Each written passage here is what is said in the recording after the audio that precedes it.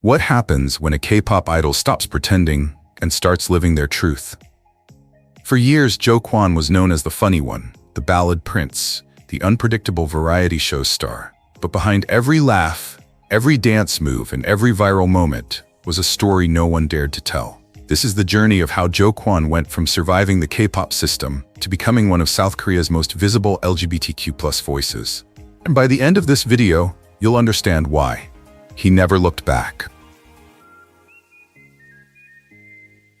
In the quiet suburbs of Suwon, South Korea, a young boy named Jo Kwon was chasing dreams that felt impossibly big for a world that often seemed too small for someone like him.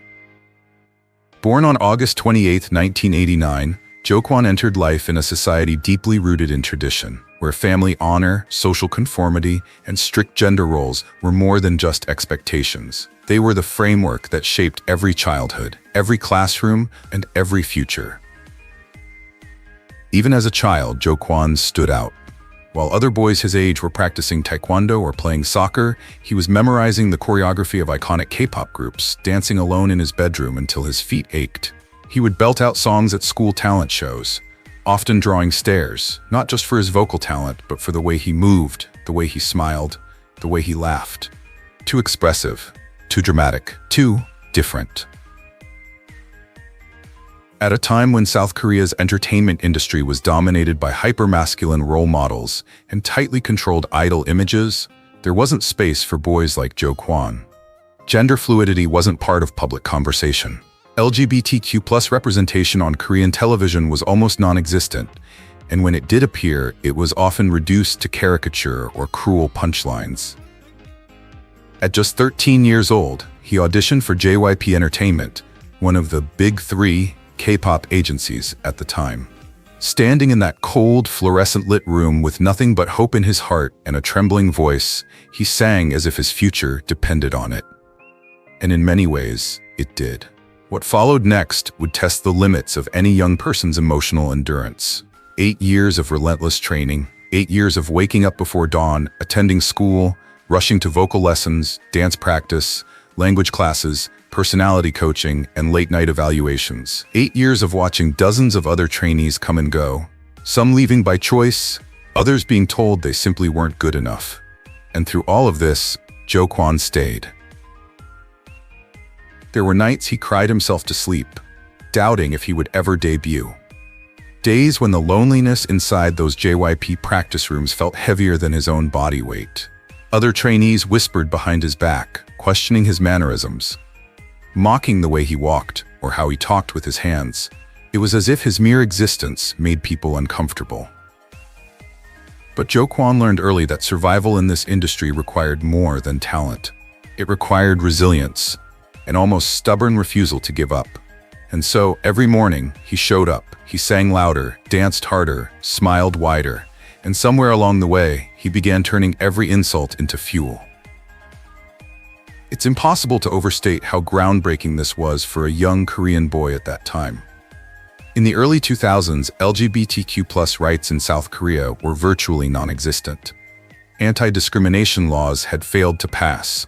Queer youth were left without visible role models. Suicide rates among LGBTQ+ teens were among the highest in Asia.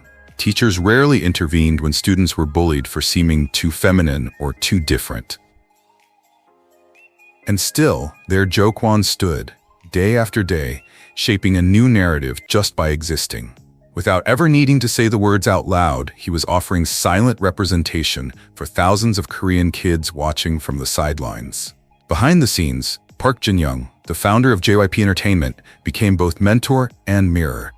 Known for spotting raw, unpolished talent, JYP saw something in Jo Kwon that others often overlooked: authenticity. That rare, almost electric ability to light up a room not by fitting in, but by standing out. Yet even with that recognition, the pressure to conform remained suffocating. Jo Kwon was encouraged to adjust his tone of voice during interviews, to limit his flamboyant hand gestures, to portray an image that was more palatable for Korean audiences. His debut, if it ever came, would be carefully scripted, filtered through layers of public relations management. And still, he didn't quit. Every high note he mastered wasn't just about becoming a singer. Every dance routine he perfected wasn't just about becoming an idol. Deep inside, Jo Kwon was preparing for something larger, a lifelong fight for visibility, for freedom, for the right to be exactly who he was, without apology.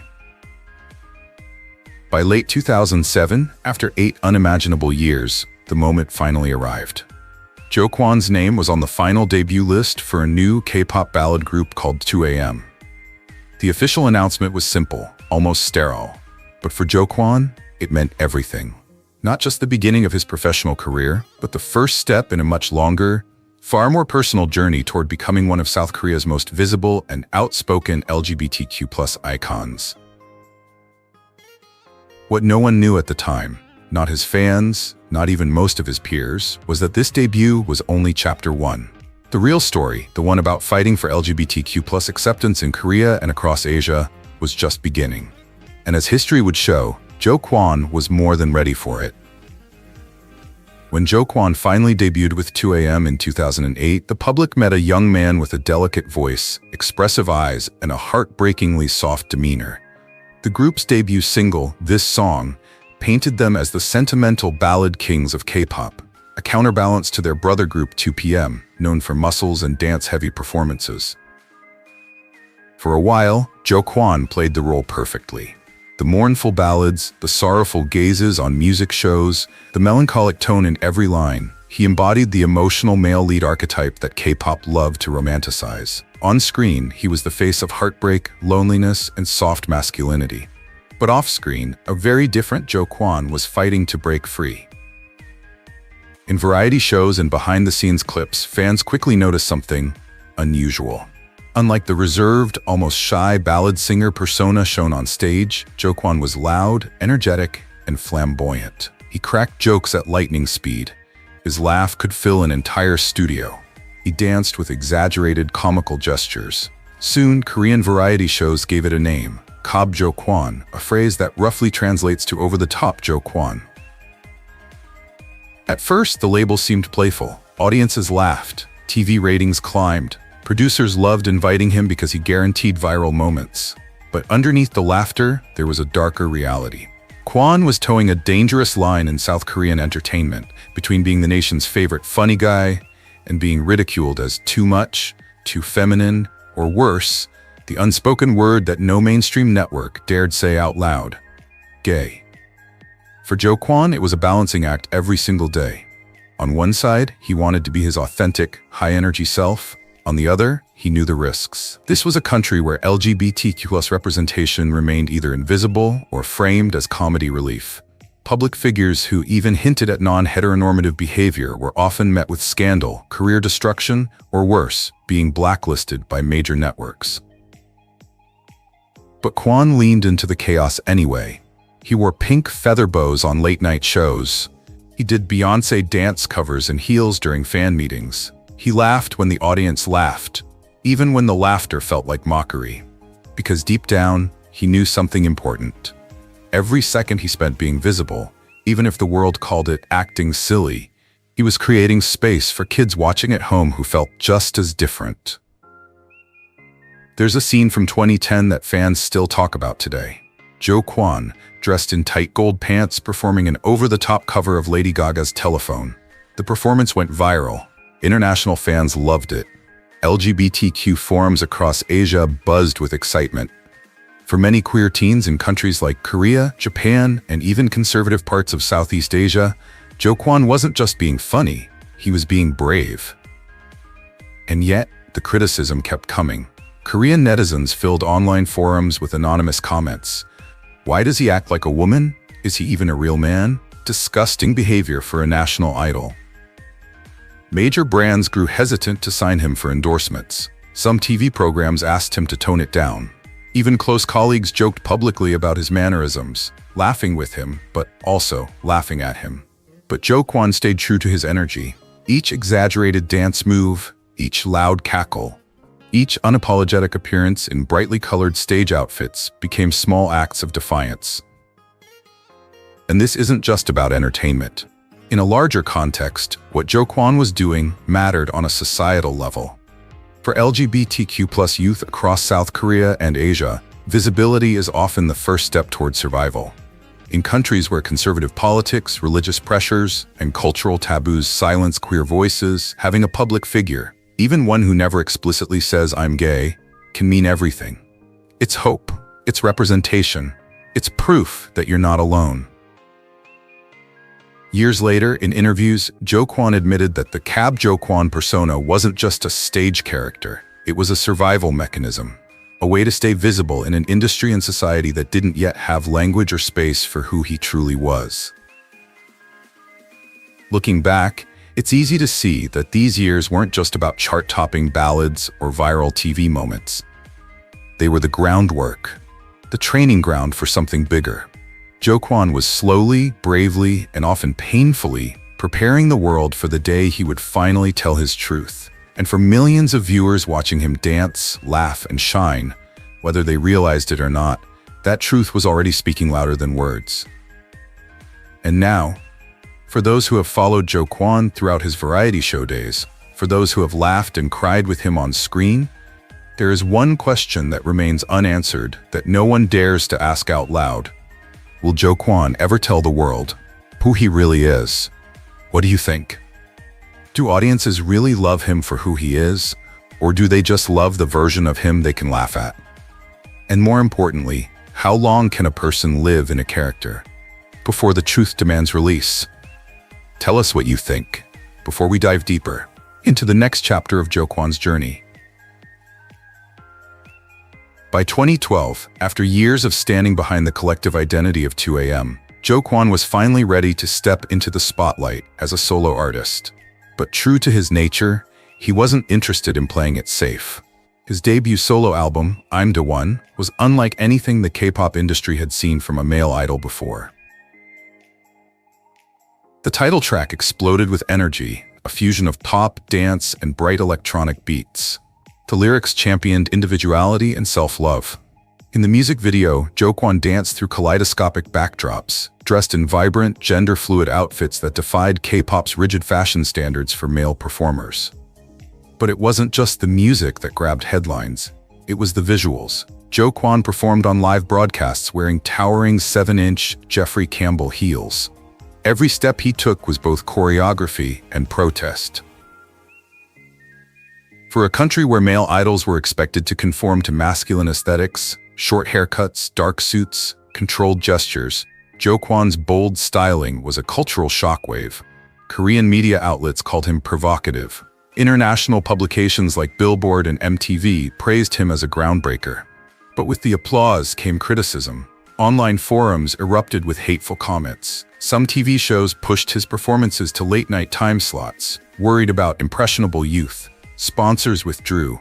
Certain music programs cut camera angles to avoid full-body shots of him dancing in heels. Despite the pushback, Jo Kwon doubled down. He appeared on variety shows like Radio Star and Immortal Songs, unapologetically discussing his love for unique fashion and performance art. On Yoo-heel's sketchbook, when asked why he risked his career for such unconventional performances, he smiled and said, "This is how I survive. This is how I express myself." In 2013, Jo Kwon began exploring another side of his artistry, musical theater. He landed the lead role in the Korean adaptation of Jesus Christ Superstar, shocking audiences with his emotional range and powerful stage presence. This was followed by another pivotal role in Priscilla, Queen of the Desert, where he portrayed Adam's Felicia, a drag queen character full of sass, vulnerability, and fierce confidence. Playing a queer-coded character on a mainstream stage in South Korea wasn't just a career move, it was a statement. Jo Kwon received both standing ovations and fresh waves of criticism. Parents groups filed complaints with theaters. Some media outlets ran headlines questioning whether such performances were appropriate for Korean audiences. But every role became another layer in his evolving identity, not just as a singer, but as an artist unafraid to blur the lines between performance and activism. He didn't stop at musicals. In 2014, Jo Kwon returned to variety TV with renewed energy, appearing as a mentor on K-pop Star and later becoming a fixed panelist on shows like King of Masked Singer and Lipstick Prince. Each appearance allowed him to chip away at rigid ideas of masculinity. One smile, one joke, one honest conversation at a time. In 2016, he returned to music with the single Crosswalk, a ballad that showcased his classic emotional vocals, proving he hadn't abandoned his roots. The song topped various Korean charts, reminding critics that beyond the costumes and controversy, Jo Kwon was still a powerhouse vocalist. Then came Animal, another single that pushed visual boundaries with heavy makeup and high-fashion editorial styling.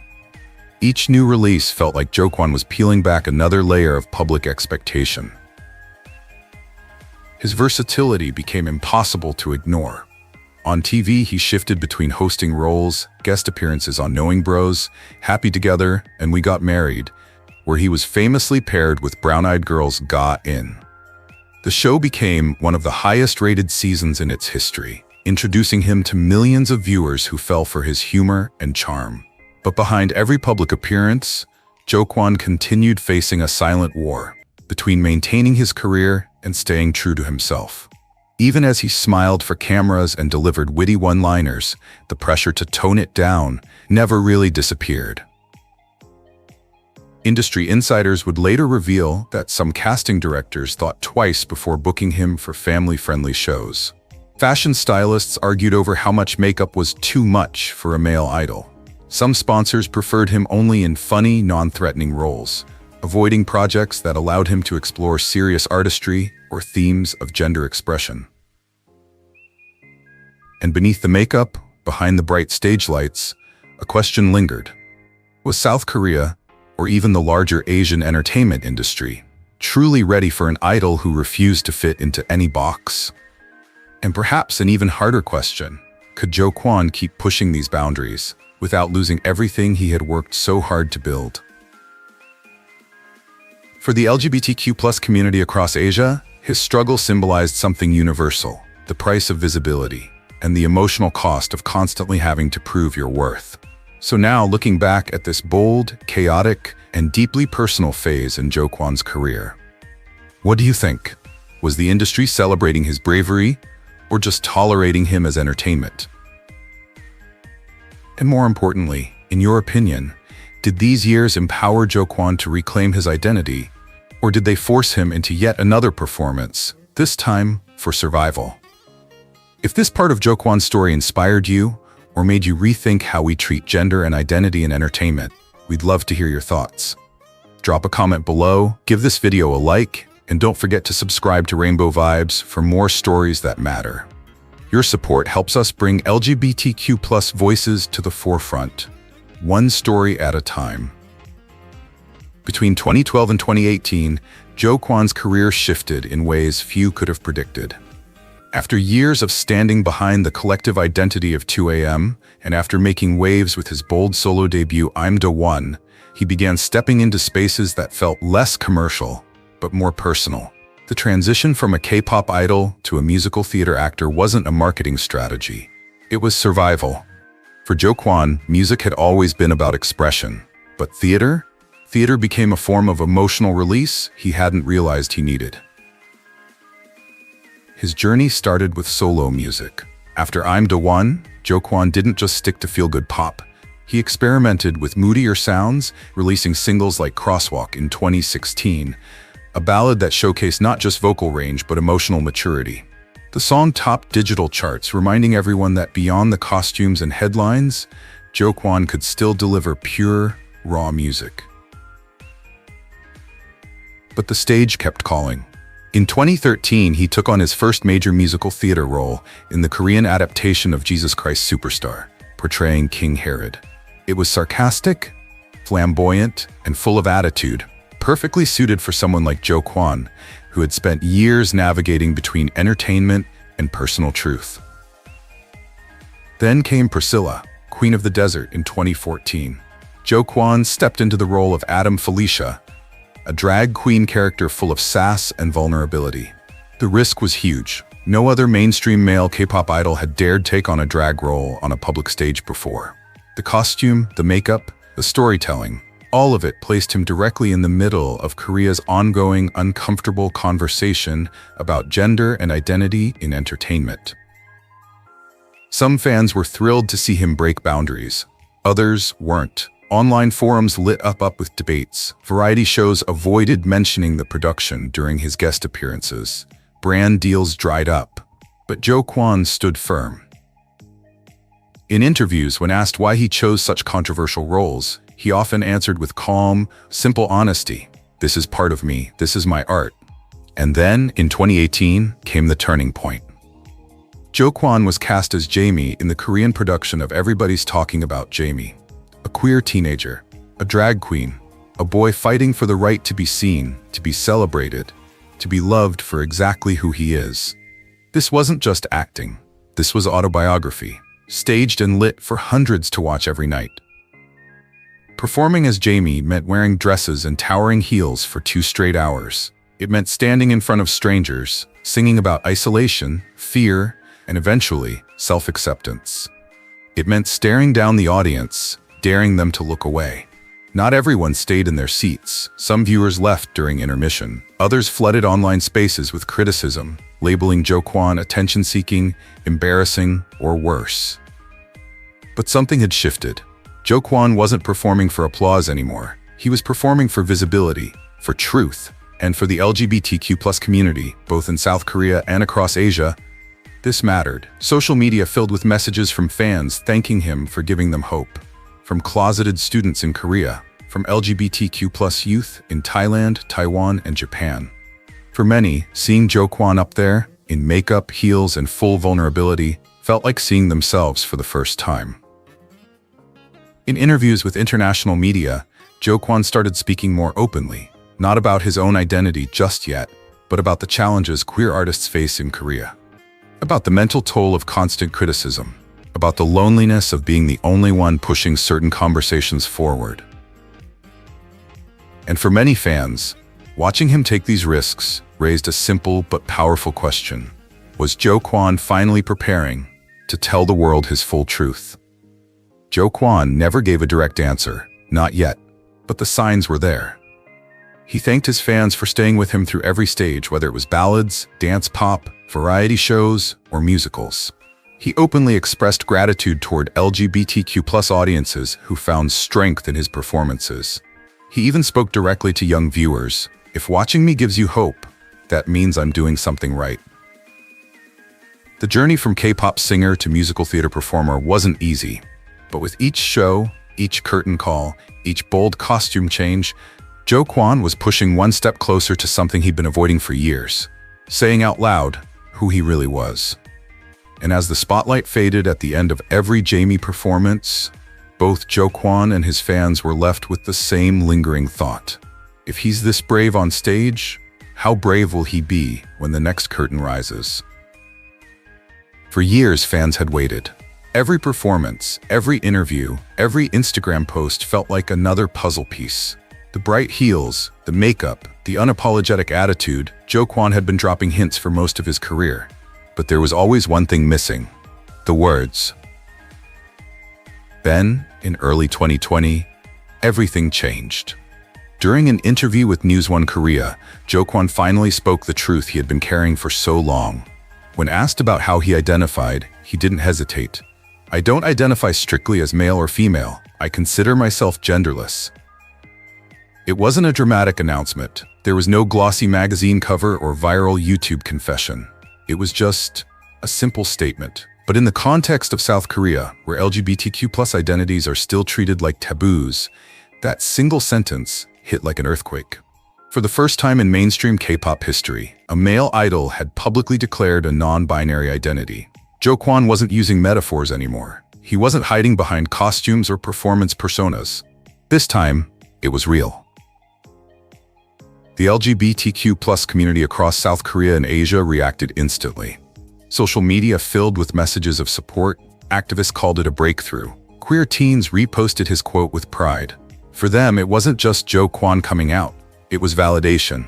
It was a reminder that even in a country where LGBTQ+ visibility often feels invisible, someone like him could exist, survive, and speak up. But not everyone was celebrating. Online forums turned toxic overnight. Some netizens accused him of chasing attention. Others argued he was setting a bad example for Korean youth. TV panels debated whether K-pop had gone too far. Brands hesitated to renew endorsement deals. Even some longtime fans felt uncomfortable, unsure how to reconcile their image of Jo Kwon with this new, unfiltered version. Jo Kwon read the headlines, he saw the comments, and he answered them the only way he knew how, by showing up as himself. He started posting photos in traditionally feminine clothing without explanation. No captions, no context, just Jo Kwon existing. In lace dresses, in bold eyeliner, in poses that defied every gender expectation the Korean entertainment industry had tried to place on him for 2 decades.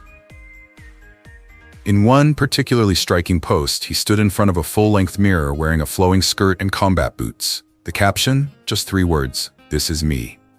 For LGBTQ+ youth, especially non-binary and genderqueer individuals across Asia, that post became a symbol. A digital flag planted firmly in the middle of an industry still reluctant to embrace gender diversity. Organizations like Korean Queer Culture Festival and LGBTQ+ student groups at major universities publicly praised Jo Kwon's bravery. International LGBTQ+ media outlets covered the story, calling it a rare and critical moment for representation in K-pop. And yet, behind the celebration, there was reality. Korea still had no anti-discrimination laws protecting LGBTQ+ individuals. Same-sex marriage remained illegal. LGBTQ+ characters on TV were still often reduced to comic relief or tragic side stories. For Jo Kwon, coming out as genderless wasn't just a personal milestone. It was a political act, a risk that could cost him roles, endorsements, and opportunities for years to come. In later interviews, when asked if he feared losing fans or career momentum, his answer was honest and quietly powerful.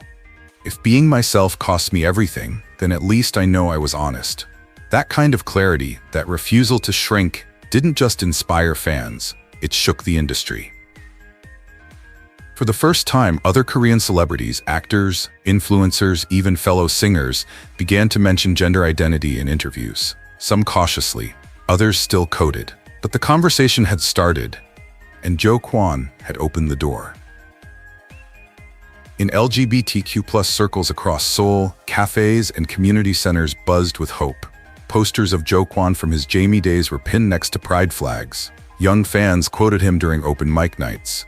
His Instagram became a safe space for queer followers.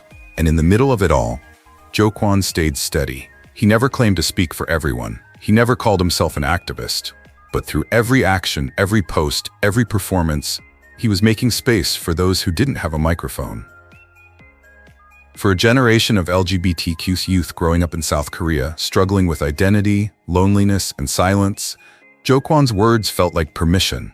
Permission to feel, permission to exist, permission to speak. And as his story spread beyond Korea, reaching LGBTQ+ audiences in Thailand, Taiwan, Japan, and beyond, a quiet question began to echo among fans worldwide. If Jo Kwon could stand up in front of an entire nation and say, "This is me," what's stopping the rest of us? By 2024, Jo Kwon entered a phase few K-pop idols ever reach, not just in career longevity, but in personal truth. After nearly 2 decades of navigating a world obsessed with image control, Jo Kwon stopped surviving and started living with intention. His music shifted toward emotional honesty. Songs like Confession of a Friend didn't dominate the charts, but they left an impact. Fans listened, not just for melody, but for the raw emotions embedded in every lyric. Jo Kwon wasn't chasing radio hits, he was telling stories. Returning to theater, he embraced roles that let him explore themes of gender and identity that K-pop never allowed. Productions like Jamie and Everybody's Talking About Jamie became more than performances. They became personal statements about acceptance and freedom. In interviews, Jo Kwon spoke openly about being queer-coded and gender non-conforming in South Korea. He didn't mask the truth. He talked about depression, isolation, and the pressure of living under a constant spotlight. But hope was always at the center of his words. On social media, he posted images of himself in suits, dresses, combat boots, and heels, sometimes with makeup, sometimes without. When asked if it was a statement, his reply was simple: "This isn't about making statements anymore. This is just me." For younger idols navigating queer aesthetics, Jo Kwon became a mentor. Through quiet advice, late-night calls, and private encouragement, he helped others find strength in their difference. He showed them that survival was possible and authenticity was worth the risk. Jo Kwon's impact moved beyond music and theater. He became a visible figure in LGBTQ+ activism, participating in pride-themed fashion shoots, LGBTQ+ charity events, and collaborating with queer designers. Korean magazines that once avoided LGBTQ+ topics now featured him, especially during Pride Month. A photo shoot where he wore a flowing white dress with combat boots and a clean-shaven face went viral. The headline read, "Beyond Labels, Jo Kwon in his own words." Fans across Asia shared the image, calling it a symbol of courage. But with visibility came backlash. Conservative commentators accused him of pushing an agenda. Hate flooded his social media whenever he appeared in gender-fluid styling. Still, Jo Kwon kept showing up. At a university speech focused on LGBTQ+ youth mental health, Jo Kwon delivered a line that became iconic. "As long as there's one person like me, there will always be hope for LGBTQ+ youth in Korea." That sentence turned into hashtags, t-shirt prints, and late-night social media affirmations. Amid these public milestones, Jo Kwon let fans glimpse his private heart. In one rare interview, he spoke quietly but firmly about love. "I've loved this person for a long time. I really believe I love them. I feel like there's a strong connection between us. If they asked me to live a normal life, to step away from the stage, I think I would." For someone who spent years fighting for visibility, that confession revealed a softer, deeply human side of him. It was a reminder that queer love deserves the same respect, the same sacrifices, and the same place in public conversation as any other kind of love. LGBTQ+ student groups at major Korean universities started citing him as a point of reference in discussions on representation. Queer fans from Thailand, Japan, Taiwan, and the Philippines created fan forums dedicated to both his music and his journey as a queer role model in Asian pop culture. Fashion circles credited him with redefining gender expression in Korean media. When asked in 2024 if he regretted being so open, Jo Kwon's answer was clear. "If I had stayed silent, I wouldn't have been able to live with myself." Today, Jo Kwon still performs, still shares lighthearted social moments, and still stands for something bigger than himself. Each song, each interview, each photo now reflects a lifetime of fighting for authenticity. As South Korea continues to debate LGBTQ+ visibility, Jo Kwon remains at the center, not shouting, not demanding, but existing fully and visibly. In a society where simply existing as your true self remains an act of rebellion, Jo Kwon's legacy speaks louder than any speech. For every young queer person wondering if their story is worth telling, Jo Kwon's life offers an answer. You don't have to change who you are to deserve love. You don't have to apologize to deserve space. And most importantly, you're not alone. Jo Kwon's story isn't just about music or fame or breaking industry rules. It's about finding the courage to live honestly in a world that doesn't always make that easy.